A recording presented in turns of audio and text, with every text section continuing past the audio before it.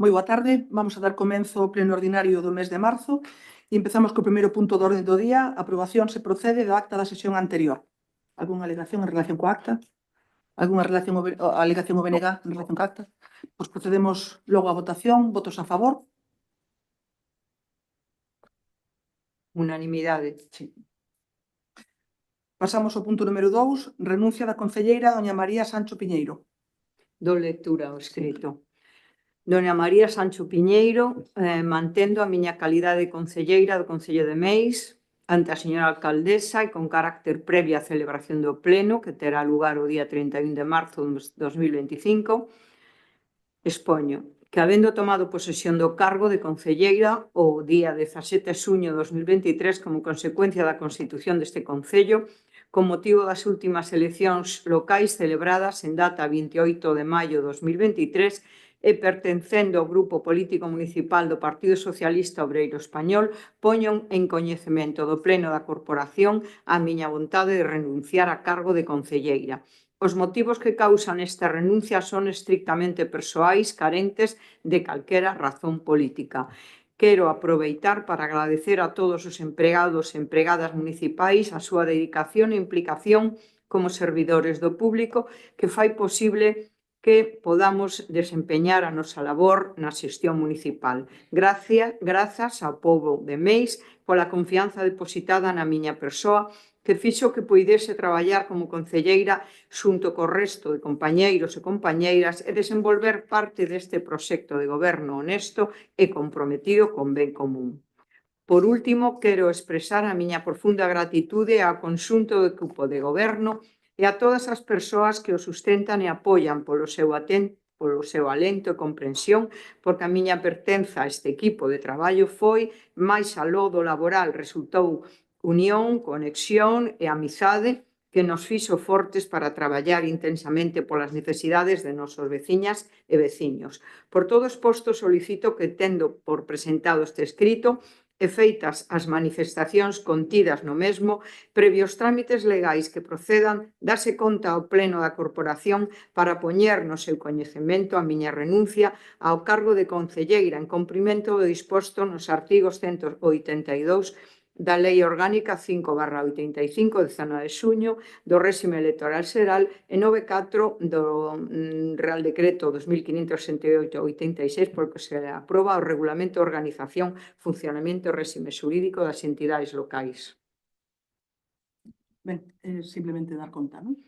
Sí, dar conta aquí ao Pleno o que se acorda é a remisión deste escrito á Xunta Electoral Central para que envíe Concello a credencial do seguinte da lista, polo Partido Socialista.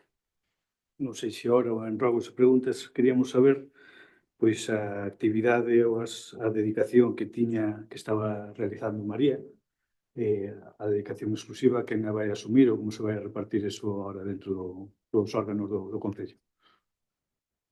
Sí, ahora lle contesto, non sei se quere facer o BNG algún tipo de intervención e xa contesto os dous. Sí. Sí, o BNG solamente, como te vamos dicindo, máximo respeto ás decisións persoais, un cariño moi grande a María e desexarlle o mellor personalmente. Ben, pois como consta nas actas dos plenos, a concelleira María Sancho, ou a exconcelleira xa, tiña unha dedicación exclusiva, e quen vai a tomar posesión, como tamén se anunciou, é a seguinte na lista, que non vai a ter unha dedicación exclusiva, vai a ter unha dedicación parcial. Cando se convoque o pleno no que tome posesión, pois irá a súa dedicación, pero sí que por motivos persoais dela vai a ter unha dedicación parcial, non exclusiva. Non se vai modificar, entonces vai ser a mesma. Non, se vai a reducir. Non se vai a reducir. Non, se vai a reducir. Vai a reducir. Claro, porque ahora había unha dedicación exclusiva dunha concelleira e a que vai a tomar posesión non vai a ter unha dedicación exclusiva. Vai a ter unha dedicación, pero a tempo parcial. Logo, no seguinte pleno, cando tome posesión, vai estar, xa se indicará cal é o porcentaxe de dedicación. Vai seguir coas tareas que estaba facendo ela do ropeiro e desas cousas que estaba facendo María. Ok. Bueno, pois en relación con este punto, a mí, como fixen con outros compañeros de outros partidos que tiveron dimitido, por lo menos desde que eu son alcaldesa, quero lle dar as gracias a María polo traballo feito, agora este mandato cobrando. pero no anterior dedicándolle 10 horas ao día, cobrando 300 euros ao mes.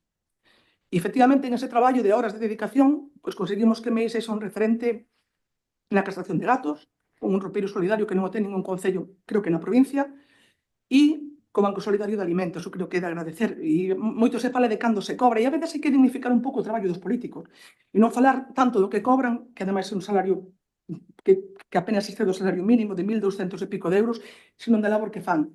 E cando a fan de forma altruista e por 300 euros ao mes, como fixo ela pois, no primeiro mandato, porque compartía o salario con Araceli, entre as dúas tiñan un salario, María tiña un contrato de 4 horas á semana e traballaba 40, e por iso puxo todos esos proxectos en marcha que fan que Meixo se sexa un referente a nivel provincia en castración de gatos, a nivel provincia, o digo, non hai concello, creo que na provincia, e o dicen no Refuxio de Animales de Cambados, que levan a moitos concellos, que somos o concello que mellor funciona, que en conquerir subvencións, precisamente, tanto do Estado como da Xunta, para ese plan de castración de colonias, en conseguir unha rede de voluntarios en todo o concello que colaboran co concello no cuidado dos gatos. E ese traballo que a veces non se ve, creo que é de recoñecer. E, sobre todo, cando se fai en un momento determinado de forma case altruista, e, efectivamente, agora cobrando, e se vai precisamente cando está cobrando. Entonces creo que é de agradecer esa tarea, e creo que falo en nome de todos, si queremos que este ben e si lle desexamos o mellor para a súa vida personal. Pasamos ao seguinte punto, a aprobación do convenio de colaboración entre a Deputación de Pontevedra e o Concello de Meis para a execución da actuación denominada Humanización da Rúa e Igrexa desde a Praza de España ata a conexión coa EP 9402, no marco do Plan Provincia Extraordinaria, Plan Extra, expediente 1520/2024. Dou lectura. En visto o decreto da Alcaldía no que se resolve aceptar as bases reguladoras de dita convocatoria, aprobar o proxecto Humanización da Rúa e Igrexa dende a Praza de España ata a conexión coa Estrada Provincial 9402 Concello de Meis por importe total de 483.321,88, procediendo a aprobar o proxecto ao obxecto de solicitar a subvención, procedendo a súa aprobación definitiva polo órgano competente do Concello unha vez que este se atope en disposición de facelo. No dito decreto tamén se acordaba solicitar á Deputación a subvención para investimento por importe de 410.823,60, que supón o 85% do importe anteriormente relacionado de 483.321,88. Visto o acordo do Pleno da Diputación de Pontevedra, polo que se acorda aprobar a concesión de subvención para financiar actuacións ao abeiro do Plan Provincia Extraordinaria, Plan Extra, Humanización da Rúa e Igrexa, desde a Praza de España ata a conexión coa Estrada Provincial 9402, visto o borrador do convenio de colaboración entre a Deputación de Pontevedra e o Concello de Meis para a execución desta actuación, Humanización da Rúa e Igrexa, propoño ao Pleno a adopción de seguintes acordos. Primeiro, ratificar a aprobación do proxecto Humanización Rúa e Igrexa dende a Praza de España ata a conexión coa Estrada Provincial 9402. Segundo, aprobar o borrador de convenio de colaboración entre a Diputación e o Concello de Meis para a execución desta actuación, que ten un importe total de 483.321,88, e que corresponde á financiación á Diputación do 85% por importe de 410.823,60 e o Concello de Meis de 72.498,28, que se financia a través do Plan Más Provincia, esta aportación do Concello. E terceiro, autorizar a alcaldesa Marta Giraldo Ibarral para a realización das actuaciones e sinatura do convenio de cantos documentos sean precisos en execución deste acordo. Alguna intervención en relación con este punto? Respecto á financiación, o 85% é da Diputación e o 15% é da Diputación tamén polo cargo ao máis provincia. Ao final, o 100% da financiación é da Diputación. Sí, o 15% é do que lle corresponde ao Concello de Meis no Plan Más Provincia. Se podía o Concello de Meis dedicalo a outras cousas, pero como, neste caso, o Goberno decideu invertirlo aí. Pero teníamos que cofinanciar, como todos os concellos, e o Goberno decideu que o 15% vai ou financiamos con eso, e outras obras que se pensaban facer con esos cartos se fan con fondos municipais. Alguna intervención ao BNG? Imos a manter o voto favorable. Procedemos á votación. Votos a favor? Unanimidade. Unanimidade. Punto número 4. Aprobación da declaración de especial interés municipal por concorrer circunstancias sociais da obra consistente en instalación de bomba de calor no local social da Comunidade de Montes en Mancomún de San Salvador de Meis aos efectos de bonificación do ICIO. Expediente 338-25. Sucintamente a proposta, considerando o escrito presentado por don Joaquín Martínez Rodiño en nome e representación da Comunidade de Montes e Mancomún de San Salvador de Meis, no que expón que a comunidade ten proxectado instalar unha bomba de calor no local social e solicita a bonificación do imposto sobre construción, instalacións e obras, o ICIO, que prevé na ordenanza reguladora unha bonificación do 95% cando se trata de obras de interés xeral. Considerando que esta ordenanza fiscal reguladora de imposto establece esta bonificación do 95%, se propón a adopción dos seguintes acordos. Primeiro, declarar de especial interese as obras consistentes na instalación dunha bomba de calor no local social da Comunidade de Montes e Mancomún San Salvador por concurrir nela a circunstancias sociais en expediente de comunicación previa de obra menor. Segundo, conceder la bonificación do 95% da cota de imposto sobre construcións e instalacións e obras de acordo co establecido na ordenanza fiscal reguladora. E terceiro, notificar o presente acordo a entidade interesada dar traslado ao Servicio de Tesorería do Concello. Alguna intervención? Alguna intervención no BNG? No. Pois procedemos á votación. Votos a favor? Unanimidade. Pasamos ao punto número 5, dación de conta do Plan Orzamentario a Medio Prazo 2026-2028. Plan orzamentario, sí.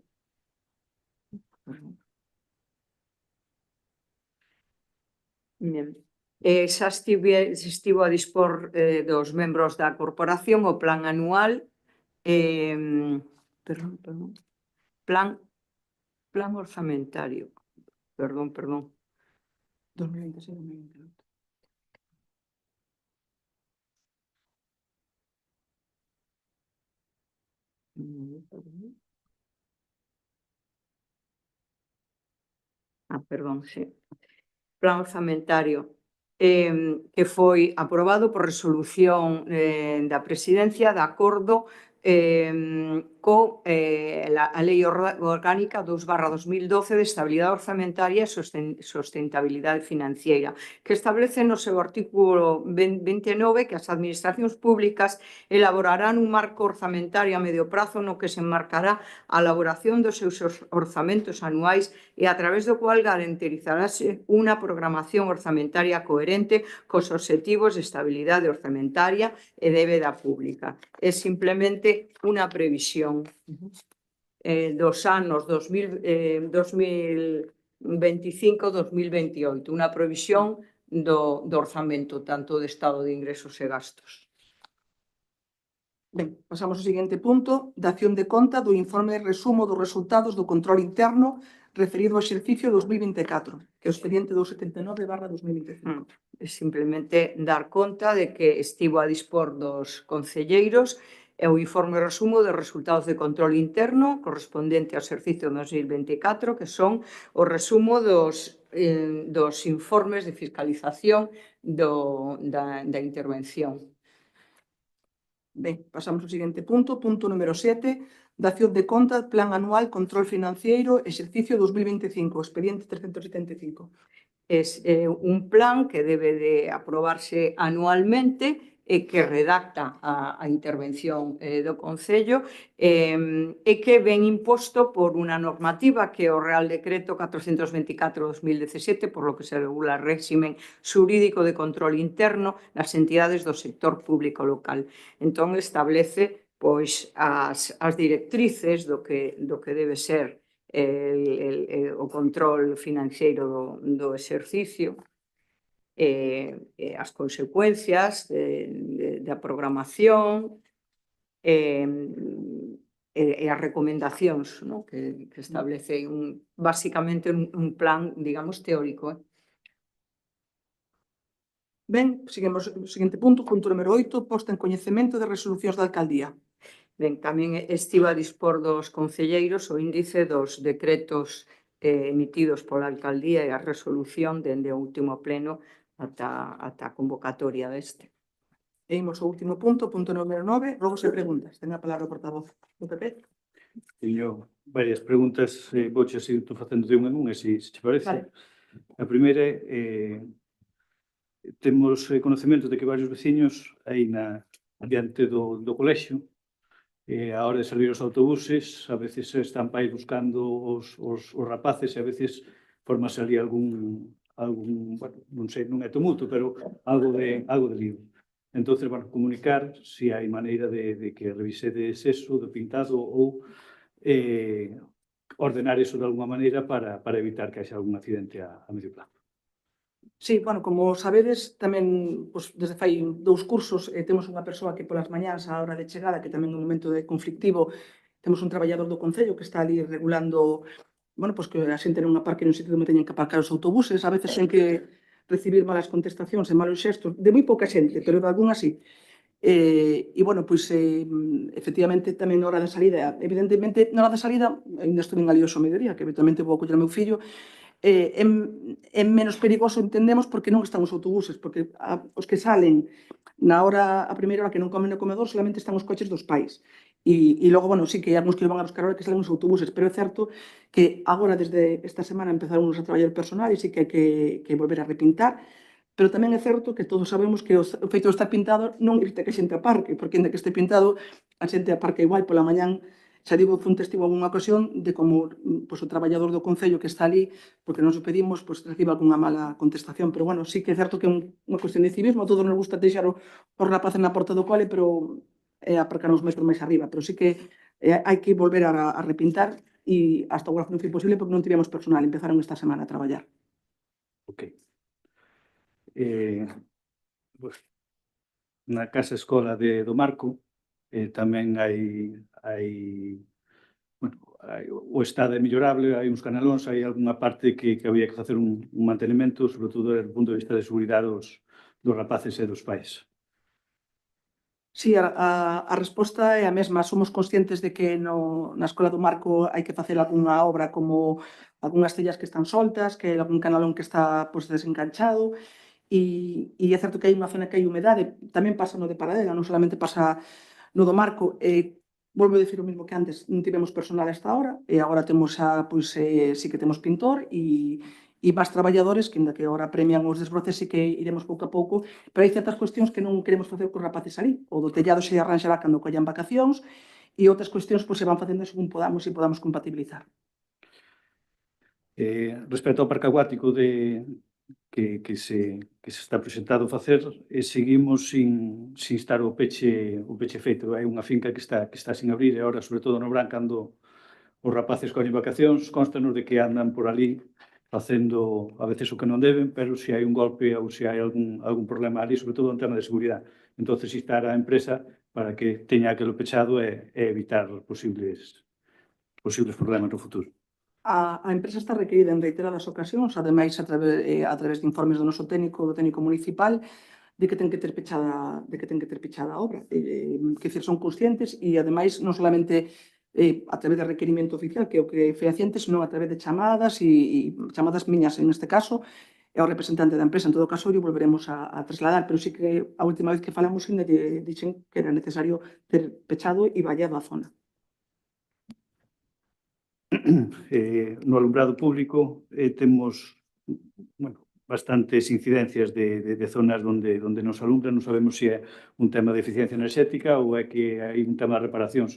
Posiblemente contestarás o mesmo que agora, cando se contraten o resto da xente, faremos un mantemento e unha posta a punto deso. Non, electricistas sí que temos todo o ano. É certo que dos últimos temporais sí que hubo bastantes averías e hai zonas en as que nos consta que hai, que temos chamadas aquí no Concello de que hai algunha farola que non alumbra ou varias, e, vamos a tratarnos de poñer o día. Aquí todos os días chegan avisos e tratamos de darlle resposta no día. Algúns ao mellor nos demoramos máis, algúns son problemas hai en algunha zona que hai que non solamente arranxar a bombilla ou a farola, sino que hai que cambiar o cableado. E, agora que sí que temos 2 electricistas, podemos avanzar máis nos traballos. Respecto ás obras da escola infantil, que en principio deberían rematarse ahora tamén en breve, non sabemos como está eso, se vamos a acabar en plazo ou vai a ver como está o estado desas obras. Pois si, a obra infantil vai a bo ritmo, está previsto que remate no plazo a finales de abril, non? A finales de abril. O certo é que sí que en canto hubo un pequeno, iban moi ben, iban incluso con máis avanzadas do que terían que ir por temas de días, pero é certo que ao final, cando empezas unha obra, a veces cousas que non se contaban cambiar, hubo que cambialas, ou alguna cousa que non estaba previsto no proxecto e que vamos a cambiar a maiores porque vimos que non estaba ben. Sí, defectos da anterior obra que viñan de antes. Hubo que cambiar unha estrutura do teito onde van ancladas as planchas, que en principio se iba a utilizar a mesma, pero sí, illar efectivamente, e tamén no chan, que tamén non estaba previsto en algunhas zonas se vais a cambiar todo. Entón, eso como é un poquinho máis de obra, pero sí que está previsto que acabe dentro do plazo. Dentro do plazo. Sí. E despois, respecto ao informe de intervención, pois hai varios puntos a tratar, non? Que xa ten a miña compañera Marta reiterado nos anteriores plenos. Queríamos saber se vai haber algún plan de mellora ou de subsanación destes reparos que pon intervención ou vamos a seguir como hasta ahora. Ahora mesmo non sei a que se refire, verdad? Non teño aquí o informe de intervención. Vamos, si temos tempo, eu xe creo que sí. Entonces, a relación de gastos indebidamente, ademais da estabilidade orzamentaria, constitúe un incumprimento da normativa. É obrigación previa a acreditación da súa existencia e exixir si precisan ser convalidadas mediante un acto de reconhecimento extrajudicial de crédito. É dicir, o ano pasado tuvemos varios reconhecementos extrajudiciais por partidas que se cambiaron de sitio. Dentro dos orzamentos deste ano entendemos que isto se vai a mellorar, non? Tuvemos 31 expedientes con reparos. Esperamos que tamén, se non son todos, que cada vez vayamos hacia menos. E despois, en relación a relación valorada de posto de traballo, hai o posto de traballo do interventor, do asesor xurídico, non se recolle a reclasificación da secretaria, nin temos dado de alta o asesor xurídico.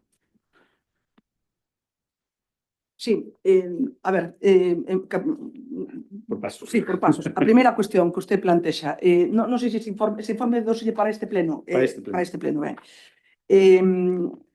A veces, eu dixen nun pleno que vostedes non estaban, a veces gobernar é máis complicado que guiarse polo papel. A veces, cando surxe unha avería, surxe unha necesidade, pois a veces a obligación de quen goberna é darlle solución a maior brevidade e ten que levar a cabo mellor gastos que en principio non estaban previstos, porque ao mellor non estaba previsto que algo rompera ou que se caíra un tellado. Entonces, por encima de todo eso, hai que darlle solución e no menor período de tempo posible. Pero si é certo que houve expedientes de reparo no ano pasado, no 2024, pero ao mellor vostede non sei se o pon aí nese informe, pero non o dice, que houve un remanente de tesorería de máis de casi 700.000 euros, co cual creo que tan mal non o fixemos. É certo que no pasado tuvemos que acudir a recoñecementos, pero creo que tamén se lles explicou por parte do interventor a vostedes, non? Que viñamos do ano anterior, no que leváramos a cabo unha obra moi grande, que foi a reforma integral do pabellón de deportes, na que o Concello tuvo que adiantar bastantes certificacións de obra porque non chegaban ás arcas do Concello a parte subvencionada ou chegaban tarde, e iso supuxo que tiveremos que facer recoñecementos, pero ao final do ano, cando cadran as contas, cando o da subvención chegou ás contas do Concello, tivemos un aforro para os veciños de Meis de casi 700.000 euros. Eu creo que mal non estivo.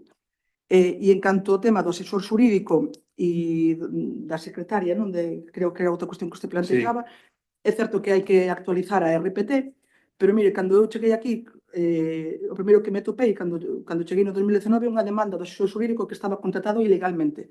Ganou o pleito e ahora ten un contrato legal. E nos pasou con algún outro traballador, creo que tamén co técnico municipal, que tamén estaba contratado ilegalmente, e o noso agora temos contrato, levamos a cabo o plan de estabilización. É dicir, que se foron facendo cousas. Outra cousa que non estén pasados ao papel, pero legalmente están, e cando cheguei había pleitos que ganaron contra o Concello. Creo que despois de o tempo que levas gobernando, por botarle a culpa á herencia recibida, creo que xa estamos As sentencias que están aí son ben claras. en descrédito, non? As sentencias están aí, ganaron os pleitos porque estaban contratados ha sido unha forma un tanto irregular. Se non o Habrá que ir juzgado lle vai dado a mellorando, razón. os que estamos, xa estamos, entonces o que se fixo anterior, pois... Pero está ben que se sepa o que se fixo, porque para chegar a este punto que se fixo un traballo. É como cando falábamos antes do roupeiro, que se preguntaba polo roupeiro, o roupeiro non existía cando nos chegamos, existe agora porque se traballou nel. E cando chegamos había contratos irregulares e agora son regulares e legales. Bueno, tamén os hai verbales, que tamén o interventor di que é unha das prácticas que hai que intentar deixar de facer os contratos verbales. Sí, efectivamente, pero volvo yo ao mismo de antes, pois se lle chaman e hai unha cousa que solventar, pois se contrata unha cousa no momento para darlle solución, que o ideal sería outro, Unha sí, cousa puntual, pero outra cousa... é moi fácil a literatura e outra parte é estar aquí e tratar de darlle solución aos veciños de forma rápida. Correcto, pois non teño máis que decir. Doi a palabra ao voceiro do BNG. Hola, boa noite. Primeiro, bueno, quería disculparme pola conexión do outro día. Acababa de sair dunha cita médica e é que non me deu tempo. Iba no coche co móvil e é unha disculpa hacia vos e hacia o Concello, a todo o cidadán de Meis, porque non tiña unha conexión a caída, non? Sí, a verdade é que a mí me pareceu raro porque eu vim pasar por aquí no coche e pensei que vería a comisión e logo vin que conectara me comentaron. No, teña unha cita médica, despois xa non me deu tempo a conectarme un ordenador e tiven que facelo polo teléfono móvil e non foi moi bo. Simplemente pedí perdón por iso porque sei que pode xenerar un problema e intentei estar aí. E a segunda pregunta, esta é algo que nos preocupa moito, que dende o BNG levamos traballando todo o mes de marzo. Temos un problema en Meis que esperemos que se poda solucionar, que ven do decreto 47 de 2022 do Ministerio de Españois, non? Que é a zona vulnerable de nitratos. Meis, bueno, son unos datos collidos do ano 2016 a 2019 en un pozo de Cambados e a Meis, en aquel entón, o Estado español nos declarou zona difusa. O Partido Popular da Xunta tivo 3 anos e remata en maio de 2025 la regulación e o que fixo foi coller esas zonas difusas e sin ningún tipo de explicación acaba de declarar Meis zona vulnerable de nitratos. Eso nos pode generar unos problemas moi importantes, moi importantes. Creo que a alcaldesa tivo unha reunión, ou polo menos é o que decía na prensa, coa Xunta e claro, por aquí van a ser nuestras preguntas. Estamos dispostos, como en todas as cosas importantes, a pornos detrás o BNG, detrás do Concello de Meis para solucionar estes problemas porque poden ser moi graves. Queremos pedir as analíticas á Xunta, tamén o Goberno español, pero a Xunta, que é a que declara a zona vulnerable, queremos saber cales son as medidas que vai a tomar a Xunta, porque se va a ser unha fábrica de biogás que mesmo en Lugo xa foi anulada, mal vamos, e segundo, saber si de verdade tenemos ese problema de auga por nitratos en Meis, a quen se lle vai a cargar. Porque xa somente faltaría coa loita que leva o BNG a favor dos concellos, como é o caso do SAF, que a Xunta nos está deixando sin un duro, ou como é o caso da escola unitaria, que neste, bueno, da escola infantil, que evidentemente está pondo o Concello por non ser privada, tamén va a ser o Concello que vai a ter que cargar cos gastos desta zona vulnerable. Va a ser todo o Concello declarado zona vulnerable? Son unhas cantas preguntas simplemente para... É un problema que vemos que pode ser moi grave, moi grave. E era isto máis ou menos. Estamos moi preocupados con esta zona vulnerable de nitratos. Moitas grazas. Sí, bueno, realmente eu non fui á reunión, foi Araceli. A veces pasa que a Xunta manda nota de prensa porque nos confundiron, que nos pasou algunha vez, pero bueno, sí que estivemos ali presentes. Fomos a unha cita cegas, non se nos convocou, non sabíamos o que íbamos, estábamos ali os representantes de varios concellos e bueno, non sabíamos a que nos chamaban e logo de repente nos contaron efectivamente que íbamos a ser declarados zona, bueno, pues, o tema dos nitratos, non? Non sei se ti, Araceli, queres explicar algo máis en concreto ou defendervos. Ten razón, Xoama, encantou a que tivo 3 anos para declarar a zona e a declarar agora, pero non sabemos cal é a solución. Non nos deron a solución, así como para a zona da Limia, si teñen un plan, ou están estudiando un plan, para a zona de Meis, Cambados, Ribadumia e Vilanova, que son os 4 concellos declarados nesta situación, non se sabe exactamente cal vai ser a solución, nin o mellor o motivo de por que son, o sea, porque ese elevado nivel de nitratos. Si nos chamaron o que di a alcaldesa para comunicarlo, pero non sabíamos exactamente a que acudíamos.